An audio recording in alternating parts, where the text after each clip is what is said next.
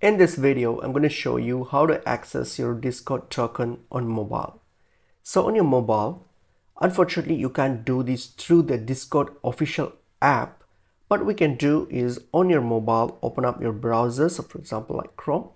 Okay, and then what we're going to do, just type in Discord token JavaScript. Just search for Discord token JavaScript and then scroll down and open up this GitHub link here, the first link, open it up.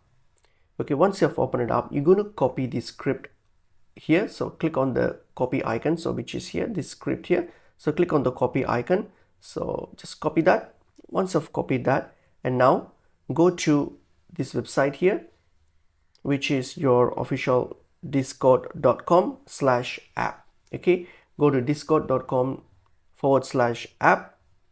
Okay, and if this is the first time you're on this page, then you might need to log into your Discord account. So just log in, and once you're done with that, once you've logged in, so you will be on this page here. So now what we're going to do is you're going to click on the three dots on your browser. So click on the three dots, and then what we're going to do is click on add bookmarks and then hit on edit. So now once you're on the edit option here, what are you going to do? Give a name for this. For example, you can say Discord token.